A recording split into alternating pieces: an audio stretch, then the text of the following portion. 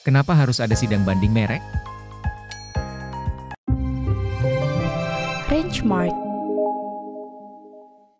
Nah, ini pertanyaan yang menarik sekali ya. Kenapa harus ada sidang banding merek dalam permohonan banding merek ya? Kita ketahui ya, banding itu adalah upaya hukum yang diberikan kepada si pemohon atau kuasanya untuk mempertahankan atau memperjuangkan permohonan merek yang dimohonkan. Nah, banding merek itu dilakukan terhadap permohonan merek yang ditolak tetap. Nah, kalau sudah ditolak tetap, penolakan tetap biasanya tuh menerima surat pemberitahuan penolakan tetap merek. Nah, itu artinya sudah tolak tetap merek kita. Upaya hukum yang bisa diambil adalah mengajukan permohonan banding merek ke Komisi Banding Merek kurang dari 90 hari kerja sejak tanggal surat pemberitahuan penolakan tetap. Nah, kenapa harus ada sidang ya? Jadi banding merek itu fungsinya apa? Untuk memeriksa kembali terhadap hasil pemeriksaan substantif yang dilakukan oleh DJKI yang menolak, yang hasilnya menolak permohonan merek kita. Nah, itu kita minta kepada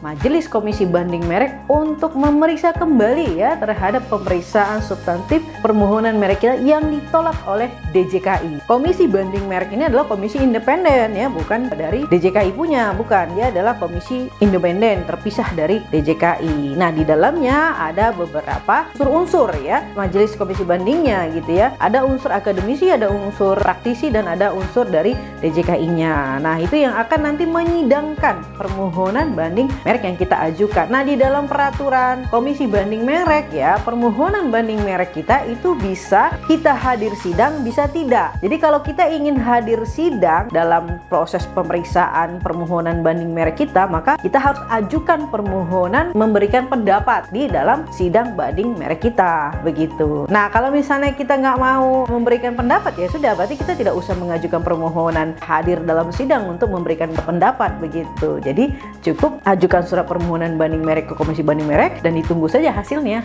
begitu. Jadi itu tidak wajib ya, tapi itu ada pilihan kepada si pemohon ataupun kuasanya. Sedangkan nanti memeriksa merek kita. Apa yang diperiksanya? Hasil pemeriksaan penolakan tetap yang dikeluarkan oleh DJKI dengan permohonan banding merek yang kita ajukan. Apakah benar hasil keputusan DJKI menolak permohonan merek kita dengan alasan penolakan yang tercantum di dalam surat pemberitahuan penolakan tetap. Nah, itu akan diuji kembali, disidangkan, itu artinya diuji kembali oleh Majelis Komisi Banding Merek dalam persidangan itu. Apakah benar ini ya penilaian dari pemeriksa merek DJKI menolak permohonan merek dari pemohon banding yang dimohonkan ini? Tentunya dasar hukumnya apa? Tidak boleh keluar dari undang-undang merek. Apa itu? Harus dilihat surat pemberitahuan penolakan tetapnya di pasal berapa alasannya. Contoh misalnya di pasal 21 ayat 1 huruf A. Nah, oke. Kalau 21 ayat 1 huruf A, maka ada merek pembanding yang dimunculkan di dalam surat pemberitahuan penolakan tetap. Nah, ini harus diuji penilaian pemeriksa merek DJKI. Apakah benar dia menerapkan dasar penolakan adalah pasal 21 ayat 1 huruf A? Apakah benar terpenuhi unsurnya? Nah, itu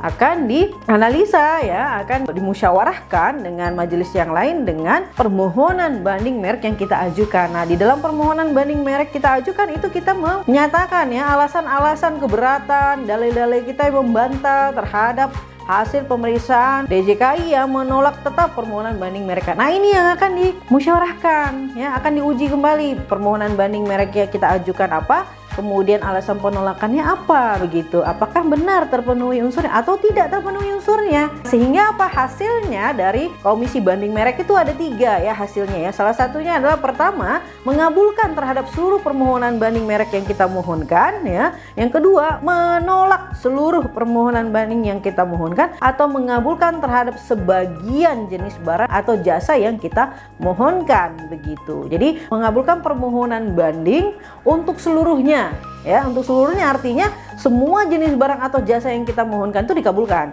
Yang kedua, menolak permohonan banding untuk seluruhnya, artinya semua permohonan merek kita yang jenis barang yang kita mohonkan itu ditolak atau jenis jasa yang kita mohonkan itu ditolak, gitu ya.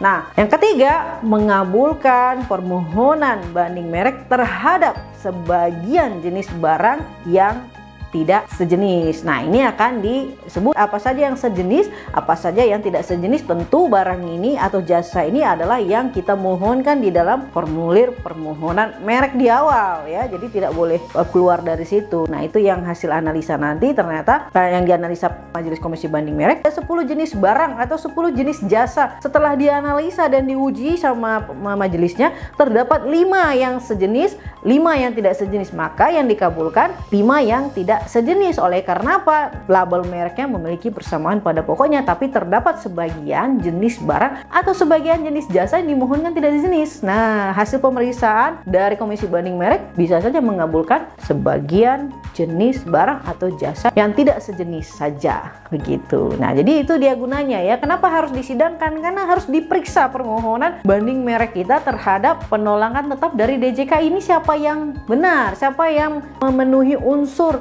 terhadap undang-undang merek dari dasar penolakan yang diberikan oleh DJKI. Bisa saja DJKI yang keliru, begitu. Bisa saja DJKI yang benar, sudah tepat ya menerapkan alasan penolakan tersebut, begitu. Kalau misalnya DJKI sudah tepat, nah maka permohonan banding merek kita ditolak. Kalau misalnya hasil pemeriksaan DJKI itu keliru, tidak tepat, maka potensi besar permohonan banding merek kita dikabulkan, baik dikabulkan terhadap seluruh jenis barang atau jasa yang kita mohonkan, atau dikabulkan terhadap sebagian jenis barang atau jasa yang tidak sejenis saja. Nah, ini gunanya disidangkan ya, supaya ada hasil ujinya ya, mana yang memenuhi atau sesuai dengan yang tepat dengan hukum merek yang ada di Indonesia, begitu.